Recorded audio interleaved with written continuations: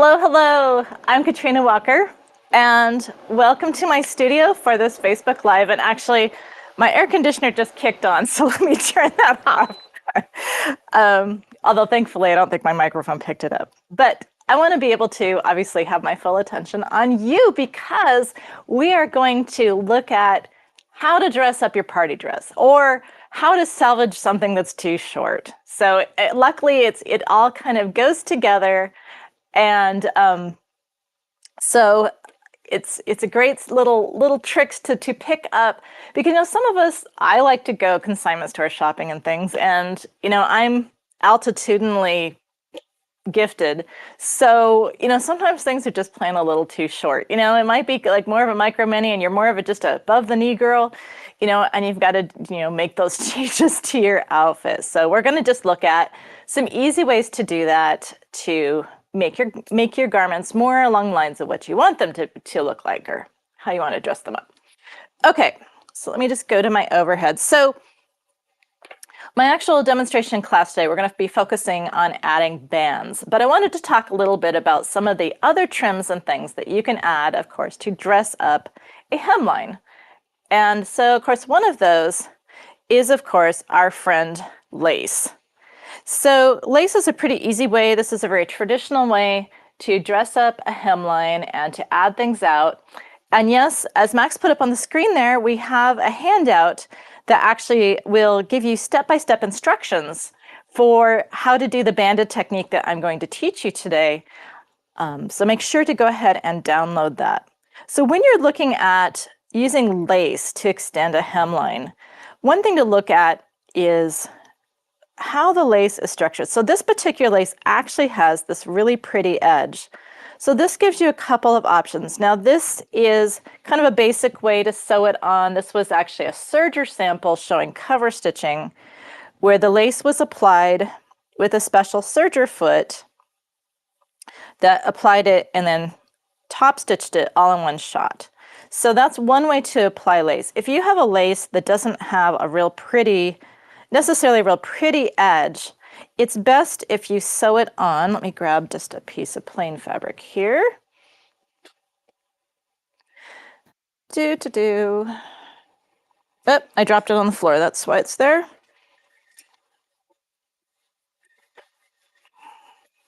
Okay. So if you have a piece of lace, and this is assuming your hemline isn't actually sewn, but if it's not so pretty, what you can do is actually sew it right sides together, and then you would just flip that to the reverse, give it a good press, and then just edge stitch, top stitch that hem in place. And of course you could use, a serger or similar to finish that raw edge, but that's kind of a traditional way to put a lace edge on things. But if your lace does have that pretty edging on it, then it's even easier. And this is more appropriate if you have a hem that's already established. So let me grab the hem of this party dress. So here's a hem that's already been sewn. So we're going to pretend, so maybe this hem is too short and I want to lengthen it. One easy way to do that is I can then take this lace, and so I don't have to actually, restitch my very nice hem in this particular skirt. Oops, someone got some ink or something on there. And instead you would simply apply this, the wrong side of the lace to the right side, along the hemline. So you would want to carefully pin this or baste it along the hemline, and then take this to your machine and just do a simple zigzag stitch. Now this is actually a floor length skirt. I don't want to lengthen it, so I'm not going to sew it. But set your sewing machine for a zigzag. And you would want to center the lace. This foot has these nice red markings here, so I can lower it. So you would want to center the lace here under your foot, and then just set your zigzag to stitch here in this area. And if you use a matching thread, it will just disappear. So we'll pretend that the hem, we'll pretend it's telling me my dual feed is not engaged, so we'll just go ahead and engage that. So, oops, we'll also select a zigzag. It's morning for me, you know how it goes. So if we go ahead and just stitch, now of course you want to use a zigzag foot for this or it won't flow on your foot correctly, but you just want to stitch a zigzag right in that center area. And of course you'd have the skirt under this. But I'm just stitching this to show you kind of an idea how it's done. And the fact that, you know, once you've stitched that zigzag in there, it really just disappears in that lace. You're really not going to see the stitching if you use a matching thread. You know, so again, you just want to go ahead and you would go ahead and just position that lace along the edge of your skirt hem. And again, just pick one with a really nice top on it. And that's, again, a really pretty and easy and fast way to add that extra couple inches. Like I said, if you want it to be more above the knee than micro mini, you can just add a couple inches, even with just some lace, to make yourself feel a little bit more modest, perhaps. So that's a great way to do it. Now, again, it just depends on what you're using. There are those laces that just aren't designed to be pretty on top, and those are the ones, just to repeat, that you're going to want to sew onto the right side. So right sides together, sew it on, and then flip it to the reverse. So in this case, if you already have, so let's say you already have this hem established and you don't want to take the hem out of, this is maybe, like, again, a consignment store skirt. It's not that you made the skirt and you realize before you hemmed it that it's going to be too short. In that case, then you can go ahead and just do it the way I showed you, with right sides together, flip it to the wrong side, and then top stitch. Well, in this case, I would go ahead, if my hem is already sewn and I don't want to take it out, I would go ahead and finish the edge. And then again, you might want to use a removable marker, chalk a line if you need to make sure that this is going to be consistent. And you would go ahead and place that behind the hem. Again, you would have finished this raw edge, but place it behind the hem, and then again, you can go ahead and just top stitch that into place. Obviously, you could do any of this by hand as well. I'm just happening to teach it by machine. But there are some trims. Now, if your lace that you're adding or your trim you're adding, and all of the thing I'm saying about lace applies to fringe trims or beaded trims, it's all the same kind of treatment regardless. So this is a really pretty corded lace. And actually, I'm just going to give it a little press because I can't stand that it's wrinkled. Now, if you're working with something that's very irregular, like a corded lace, then this is one of those instances where, again, you're going to apply it to your hem edge, and you're going to just really just pin it very carefully. Or again, you can baste it, but pin it very carefully. And this is where I use a darning foot. I set my machine for a zigzag, and I use a darning foot or something similar that's designed to kind of float over the surface. And I set my machine up for free motion. So in this case, let me just grab my sample here. Oops, pardon me. Just when I think I have everything together. Ha.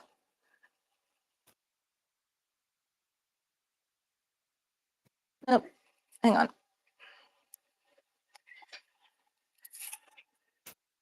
My scrap bag's letting me down. Hold on. Okay, here's some fabric. Okay, so in this case, we would take it to the machine. And again, you want to make sure that you have an appropriate foot. Now, this is actually a regular embroidery foot, but it could work. Now, you can't really use a zigzag with that because there's a small opening. So you'd have to zigzag manually by using your free motion foot. But basically what you want to do is, let's give you a quick demo here.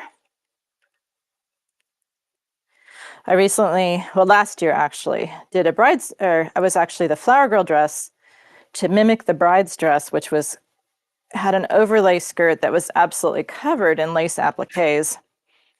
And so the whole hemline needed this treatment.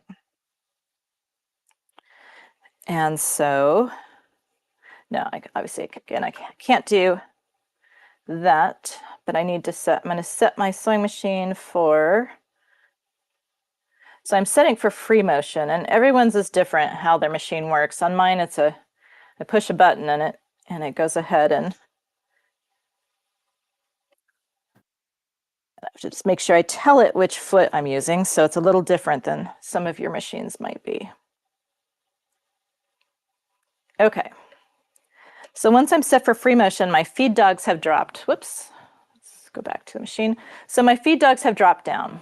So when you do free motion, on your machine, it may actually be a manual lever to drop the feed dogs down. That's a little bit more typical. So when I have it in free motion, then I can go ahead and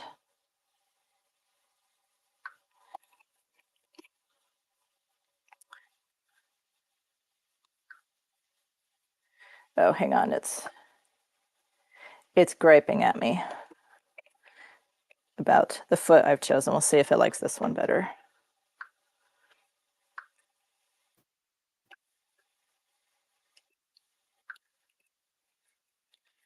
Okay, IDT is disengaged. You'd think it was Monday morning and not Friday morning. There we go. There we go. Okay, so when you have free motion engaged, you can go ahead and, not sure why it was cranky, but you can go ahead and just manually just stitch that in place. But you see how this foot allows me to just kind of float over this lace? And that makes it really easy to baste it in place. So I don't want to do this whole thing because I'm gonna have to rip it out. But just to give you an idea. And so that makes it actually really fast and easy to sew these lace appliques onto your fabric. See, there's my stitches. And I was just kind of wiggling my foot around a little bit because it's not like this has to, hold up an elephant. And it's just a darning foot. So a darning foot, the question was asked, what does a darning foot look like? So this foot, I'm going to tip my machine back a little bit. This foot, a darning foot looks very much like this one, except it's a little bit wider. Let me actually just, excuse me for just a split second here, and I'm going to run over and grab one out of my thing. And again, pardon me, I normally have this all set up, but I forgot this was a foot I was going to use. But I'm going to show you a couple different feet I like for this. I mean, again, I can make the foot I'm using work just fine, but this is an example. Now, this is a spring motion foot, so that's what this little lever is for. But this is an actual darning foot, or more intended for darning. So a darning foot, some of them look like a little half moon. So they might be open in front and they're kind of a half circle. So they have more of a circular shape like this, except they're open in the center. This one, as you can see, has more of a wide opening. That would allow me to use a zigzag stitch, which works really well for putting on this lace very fast. Now, this is actually, in some ways, my very favorite foot for that flower girl dress. It had a lot of beading on it. A lot of beading. It had a lot going on. And so this foot is actually a quilting foot. This is called oh gosh, we call it the flying saucer, but it's right now, of course, it's an echo quilting foot. Oh, thank goodness, my brain kicked in with the name. So this is called an echo quilting foot. The lines on this foot are actually for going around, quilting around motifs on your quilt. And these give you spacing references, but I find it works really well for beaded lace. Because of the dish shape of it, it really floats over the beads and things really well. And so this is actually, even though it's completely not intended to be appliquing lace, this is actually one of my favorite feet. But to be a little bit more accurate, this is a darning foot. And again, that opening allows you to do free motion even in a zigzag stitch. And that makes that motion of stitching this lace in place. And when you do free motion, the fun thing about it is you can spin it around, do all these things because you're not using your feed dogs. You're just free motioning lace on. And again, this is plenty strong. And those stitches, you would think with this corded lace that the zigzags and just all my little squirrely little stitches, you'd think they'd show up, but they don't. And so that is a really fast and easy way by using the free motion. Most people's machines can do free motion. You just need a correct foot and you just need to drop those feed dogs. So I'm going to turn it off on my machine so I can raise my feed dogs back up. I heard a click. They haven't come back up yet, but I heard the click. I'm just going to take this foot off. But just to show you real quick that it can be, adding some of these elements, even if they're really fancy, it can be really quick and easy. It looks complicated and it's not the most fun thing to sew on. I freely confess, it's sometimes not a lot of fun to sew it on, but it's not really that hard. It just takes time and energy. And I'm just going to dig out a different foot for my machine. All right, but there are some kinds of lace. Let me just point out. So you do have to bear in mind what you're working with. So this particular lace, this is an example of a very elaborately beaded lace. And so one of the things you do have to critique, in this case, we have rhinestones. So this is actually, it's a lace, which that's no problem, but it has all of these heat set rhinestones on it. And if you hit those, you're going to break a needle. So this is not a good candidate for doing, machine applique. Let me just put this on the close-up here. So this is not a good candidate because, I can get refocused, because these heat set rhinestones are so close to the border that it's really, really difficult, even with a free motion foot, to stitch these on without breaking a needle. So I strongly recommend that if you're using something like this, you just need to grit your teeth and you're going to tack it on by hand, chances are. Theoretically, you could stitch in this black area, but it would probably show. So do bear in mind what you're working with. There are some laces like this one that really need to be tacked on by hand. They're just not really designed for doing it by machine. These, you have to just kind of bear in mind.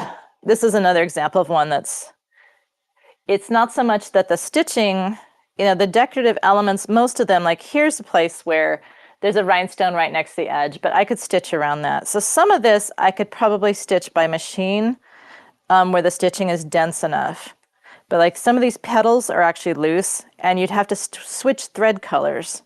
So this is actually another candidate for hand stitching. You could do it by machine, but you'd have to do it in little chunks.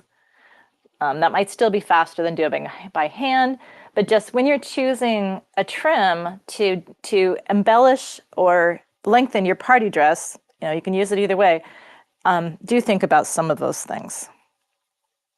Okay, but the main focus for techniques today, hopefully that's been all fairly straightforward in terms of how to add a lace or a fringe or beaded trim. It's all kind of the same technique.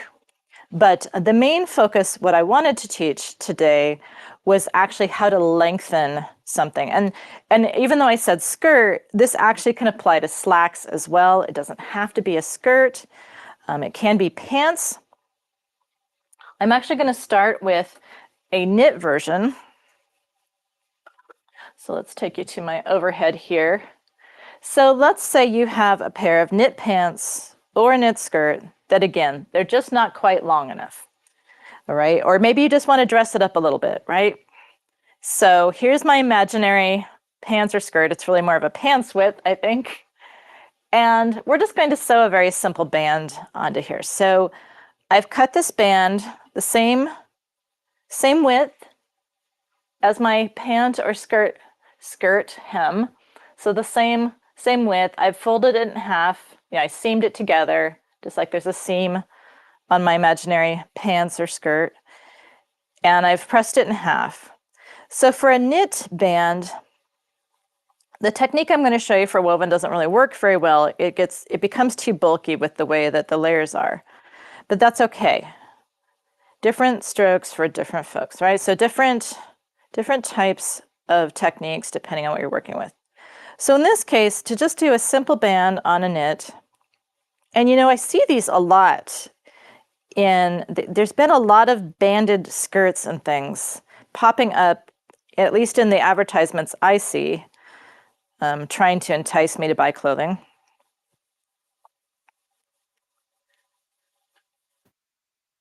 And so now, of course, this could be done on a serger or a sewing machine. I'm just going to go ahead and I'm going to line up I'm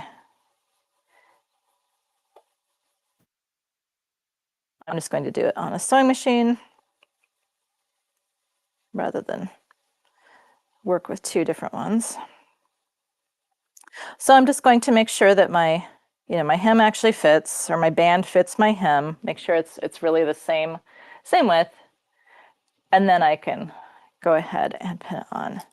Oh, I see a hello from Oklahoma. Hello, hello. I know we have people watching from all over the world, which is always super exciting. So hello to you. It's later in the day. I'm sure you're better caffeinated. So here's my band, and this is right sides together. So I've placed my band over my hem, just right sides together. I'm going to take it to my sewing machine. Now, I did just go ahead and take off it's hard to see, but I took off the little toolbox on my machine. So this is free arm. And I am going to engage my dual feed. Now, there's a special kind of foot called a walking foot that if your machine doesn't have a dual feed on it, you can use a walking foot, and that's really great for sewing on knits because it helps to evenly feed all the layers of fabric. Now, quilters are really well aware of this. Quilters use them all the time, but garment sewists don't always know about some of these tools.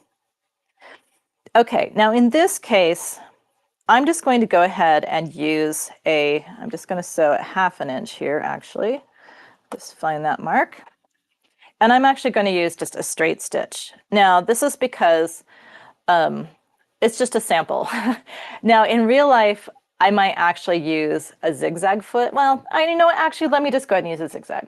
So if you're sewing a band onto a knit and this band needs to stretch, so if the band needs to stretch, you need to make sure you use a stitch that at least has somewhat of a zigzag. So this stitch up here, whoops, that you can't see because my camera was in the wrong position.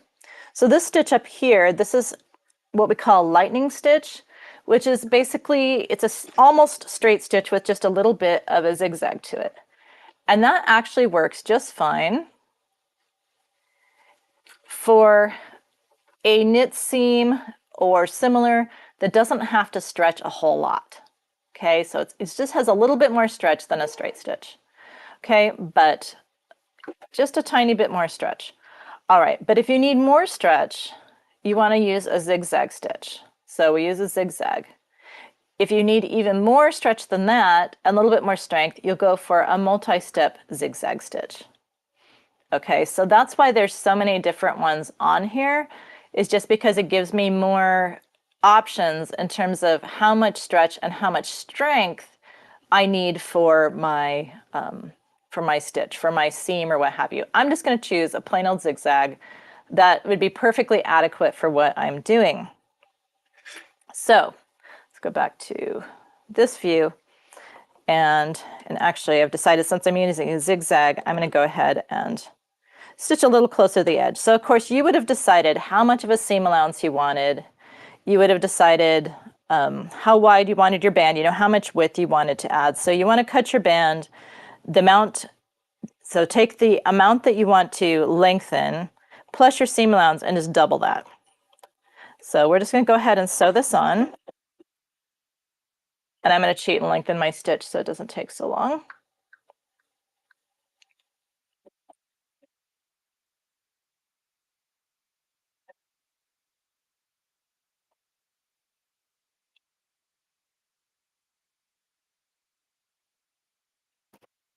And just stop and line that back up again. There we go.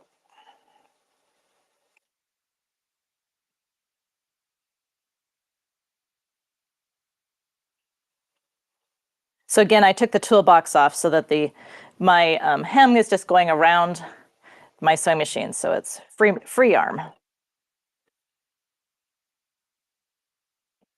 Okay, there we go. So now that I have my band sewn on there, this was sewn right sides together, we're going to go ahead and we would want to press that, and I would press it toward the skirt or toward the pant. Now this is meant to just go straight, so I'm not trying to make this a cuff. If this was a cuff, you'd want to use a stretchy fabric, and you would of course make it narrower than your pant hem. I want this just to be like a straight pencil skirt or a straight leg. I didn't want it to actually be a cuff. So that's kind of the difference, in case you were wondering. All right, and normally this is a lot easier. Like most things, they're easier to press. You can put this over a hem. So I'm going to turn it right side or inside out.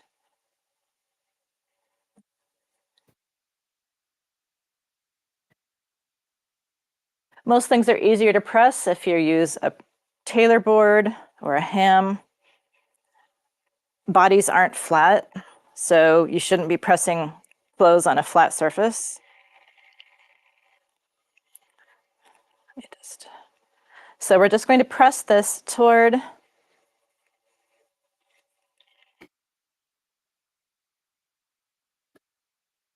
our pant or our skirt. Now again, of course, you could have used a serger if you wanted to. And another thing you can do with knits, now knits don't fray. If I needed to use a wider seam allowance to make it more comfortable to sew, I could have then trimmed off any excess if I wanted to. So, in case you were wondering.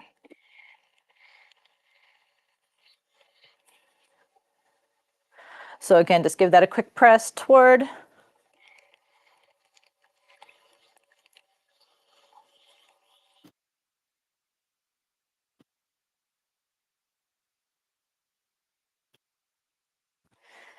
Because then what I prefer to do, now you could technically just kind of leave it that way. I mean, it's probably going to stay put.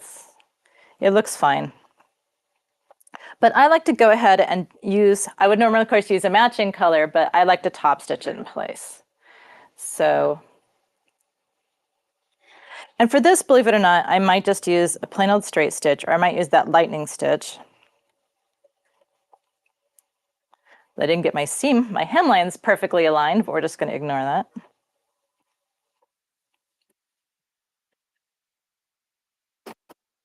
But I'm just top stitching the seam allowance in place, just to hold it there so that it doesn't flip around.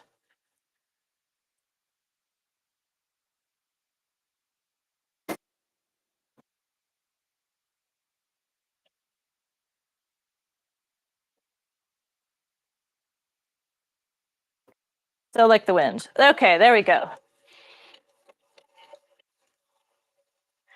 And so that's just a basic, banded hem. It's just a nice look for knit skirt, knit pants. And it actually does still have some stretch, even though I used just a straight stitch. It does actually have some give to it without popping. If you stretched it enough, those stitches would pop out, but it's kind of surprising how much they can give. But I did, of course, use a zigzag to seam it on there. But that's a really nice way to just extend that knit skirt or dress or pants, and it gives it just a little bit of accent too. It's a nice way to add some color, add some visual interest. Okay, but what if you're working with a woven?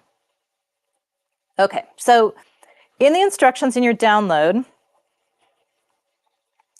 I've given you some instructions for how to do a band when you're working with and there's the link you can use to get that download for yourself. And so this is, if you are working with, say you have a pencil skirt or a pair of slacks that has a slit. So if it's in the round, you can basically sew it on much like the band I just showed you. You can do it in the round. But sometimes you don't have the option. You have a slit, a walking slit, or just a decorative slit. Okay, what do you do, right? The good news is you can still use the band method. Now we're going to pretend, now I didn't sew a seam into this just to make it easier for myself, but we're going to pretend that this is a skirt or a pair of pants with a slit. In fact, I'm actually going to go ahead and, because I forgot, I'm going to go ahead and finish one edge as if it's been, pretend that's the finished edge for my garment. Just when you think you have it all ready. Okay, so we're just going to turn that real quick, as if it had been turned and stitched that way on your garment. Okay. And then we're going to pretend this upper part has been, seamed together. But this is your walking slit here, where the edges have been finished. Okay, so this, if you've ever done an applied waistband or a cuff to a sleeve, it's much the same idea. So same idea, just applied to a hemline. Now, actually, I have an example of this. Of course, I can't remember. Oh, yeah, hang on. Okay, so here's a dress. And this is actually, I think there's a picture of this on your download materials. But in this case, I was commissioned to do this to show off embroidery for a machine launch for FOF. But when we get down to this embroidery, it wasn't going to hem in a pretty manner, okay? So it just wasn't going to turn, and I didn't like the look of it. I didn't like the look of the embroidery just going right straight into the hem. So I applied a band. And so I use this a lot for a garment that I just need that little differentiation. I just want to have a different look to it. And see, I already have panels here that aren't embroidered to help tie it all together. And I've done this with all kinds of different things. So this is an example of, in this case, this skirt did not have its A-line, so it didn't have a walking slit. And so it was applied, much in the technique I'm going to show you, but it was applied all in the round. So it didn't need to be applied with a slit like I'm going to show you in a moment. But, again, I had embroidery stable. I mean, it's lined, so you're not only going to see this, but this, anytime you have stabilizer and things in here, it's not always going to turn a nice hem. But putting a band on it, as I'm going to show you, can give it a nice finished edge, and it's a much more graceful way to work with that. Okay, so I just wanted to kind of show you where we were going. All right, so here's my skirt, my pencil skirt, my pant leg. So what we're going to do is, first you want to make sure that you cut your banded fabric. You want to make sure you cut it wider than your skirt or pant or what have you. You want to cut it wider. Now this is much wider than necessary. I think I said 1 inch, measure this and then add an inch so you have at least a 1/2 inch seam allowance there. But it doesn't really matter. It's better too wide than too narrow. Too narrow we can't work with. Too wide we can always cut off. Okay, so can't grow it out. You can always cut it off. But we're going to go ahead and take this and we're going to sew this on to the bottom of our skirt or pant. Now this is assuming with the band technique like this, the way we're going to apply this, you could technically leave this hemmed. If this is already hemmed, you could technically leave it that way. It would make it a bit more bulky. So you would have to decide for yourself whether that's acceptable or whether you need to take the hem out, drop the hem first. But you could technically go ahead and apply it with an actual existing hem. Okay, so let's take this to my machine. Actually, I'm going to put the toolbox back on. It just makes it a little nicer.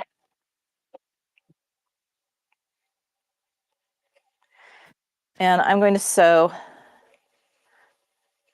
actually I'm just going to use a 1/2 inch seam allowance here. And I'm going to sew this batik that I'm using for my band onto my pretend bottom of my skirt.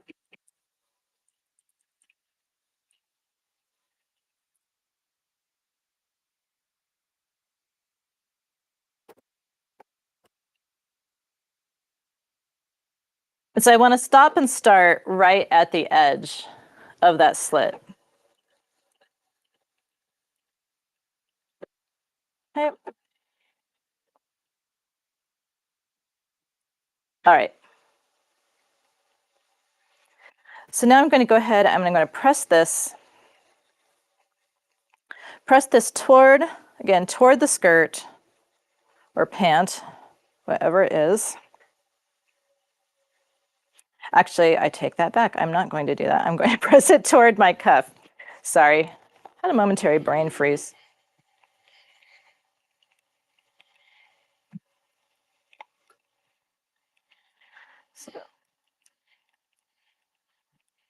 Because this is flat, I don't have to press it on a ham.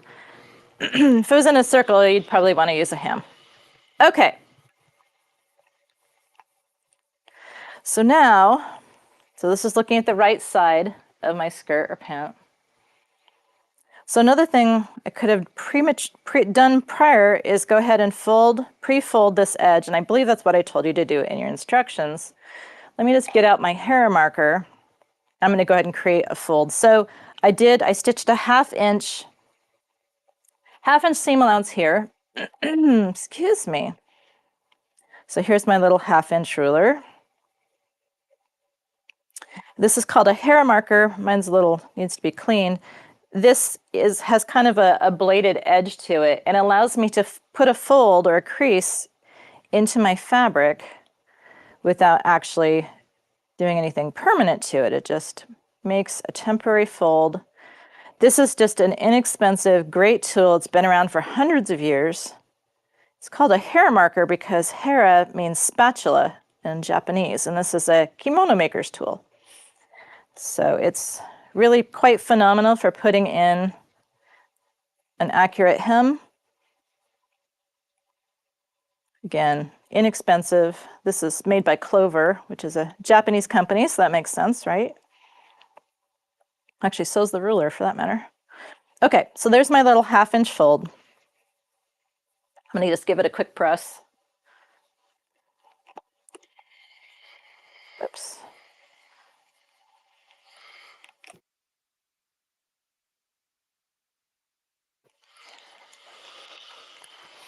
All right, so there we go. Better. So what I want to do is I'm folding, so let me pull this up. So here's the right side of my pants. Here's the band I just sewed on my 1/2 inch seam allowance. And I'm going to fold this up. And I'm going to fold it up so that this fold just overreaches this one. So we're just going to overshoot that just a tiny bit. Just a bit. So overshoot it just a tiny bit. And I'm going to put a couple pins in here.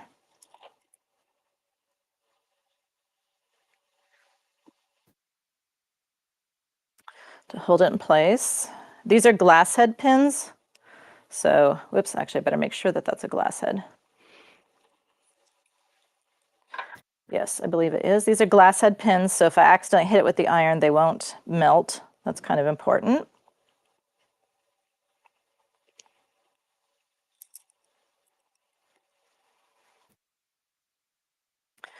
I love my glass head pins.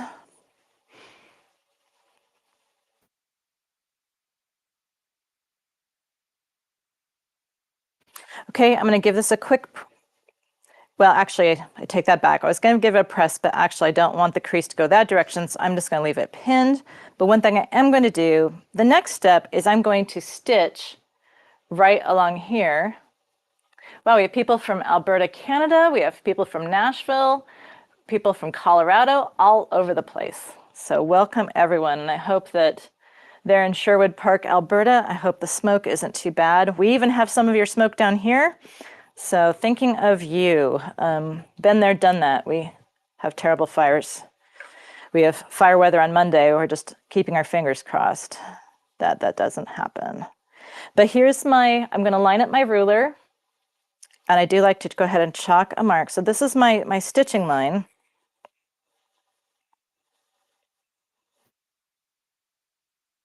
This is my stitching line, and so I'm going to be stitching along that line. So I want to stitch as close as I can to the edge of my garment without actually catching it in place. Now, if I'm really worried about catching it, I can actually press this back or even pin it back out of the way. I'm really not too worried about it. I can also trim it. In fact, I might just do that. Now that it's stitched. There we go. Just snip that corner right off. All right, let me do the other side as well. And I do personally prefer to stitch from here downward. So I'm actually going to flip this over on the other side. And this might actually be easier for you to see what I'm doing, especially if I put my close-up on it. Here, let's.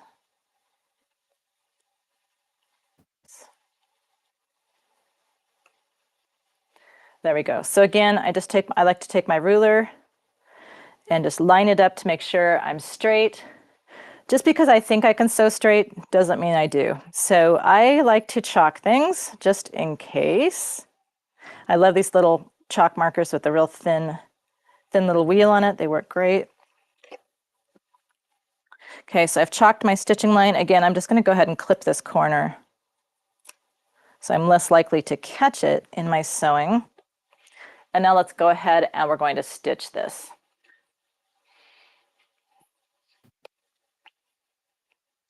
So I've chalked my stitching line. I am going to put my reading glasses on though, so I can really see what I'm doing.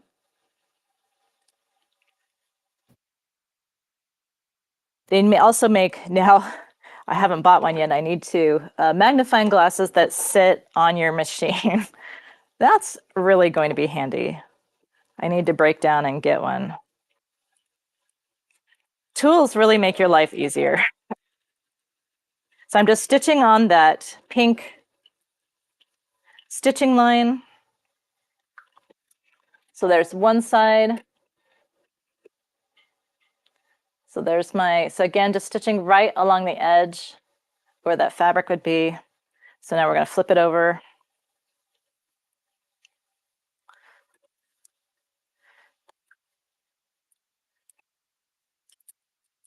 Take as much guesswork as you can out of your sewing. You know, make sure that you can, don't be afraid to mark lines. Anytime I'm stitching a corner, I always have it drawn, marked on the fabric. I don't try to do a square corner. I mark it and sew it. And it just will make your sewing much more accurate that way. Okay. So now that I have these stitched, I can go ahead and trim them. So I don't need it to be that wide.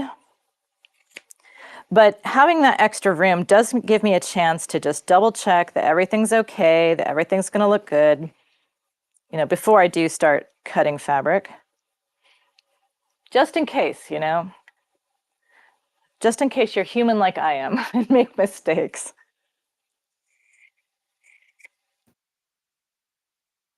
I'm really, really good at making mistakes, and that's why I'm a professional. Right, so I'm clipping my corners here so they turn easier, a little less obtrusive that way.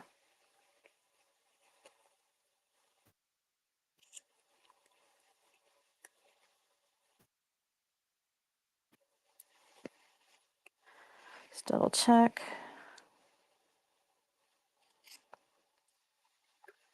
All right, so now I can go ahead, I can turn my band right side out, and I can use my hair marker or a point turner to get my corners nice and square.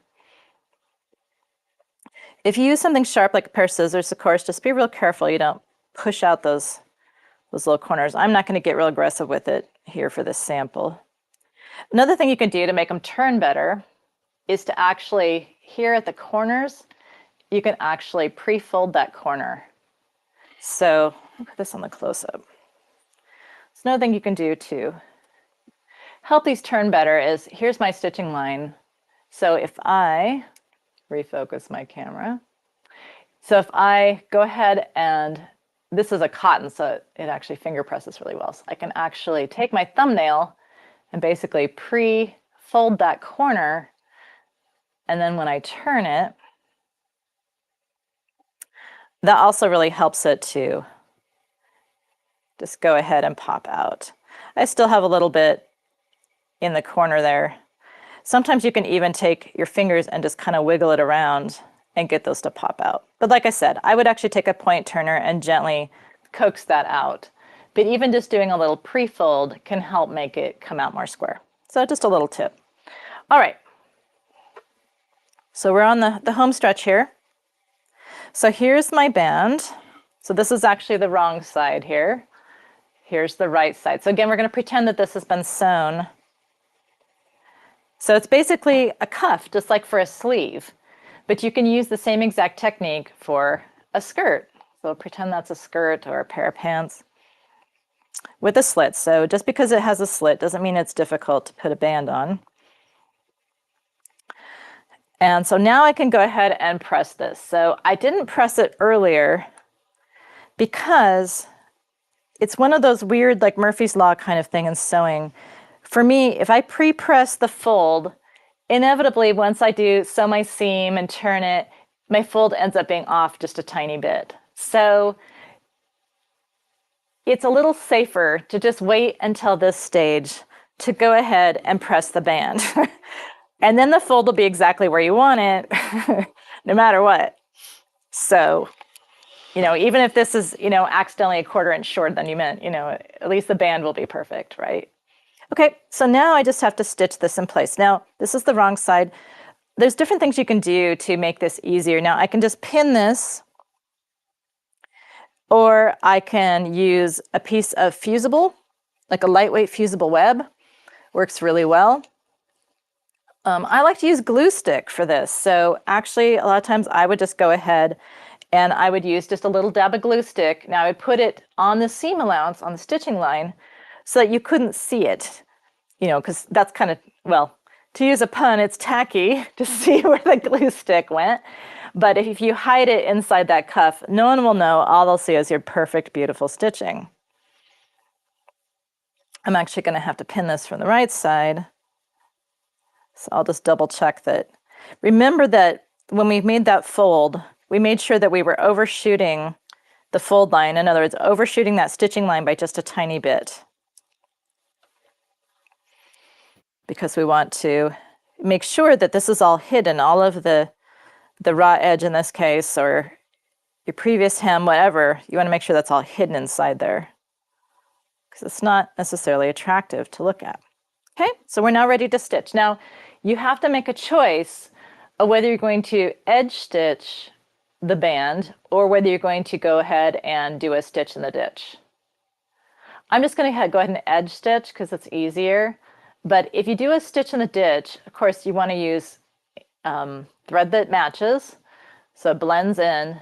And that's when you really have to double check that this folded edge on the wrong side is actually overshooting the stitching line enough that it will get caught when you stitch in the ditch.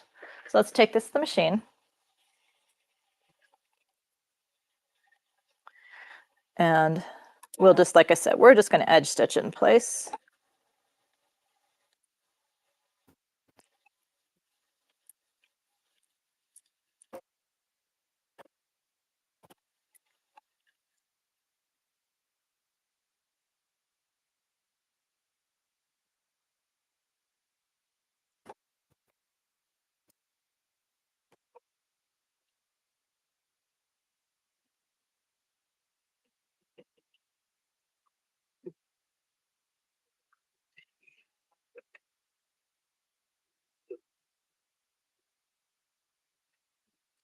And there we go.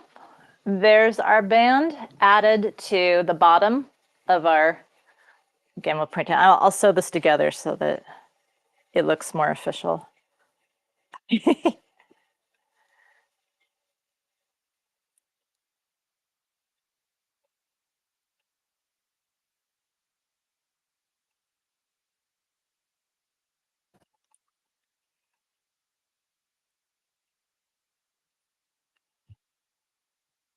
And in fact, actually, if you're working, say, with a pair of pants with a slit, sometimes it does make it easier to go ahead and put on a band if you just undo the part of that seam, just to give yourself more workspace.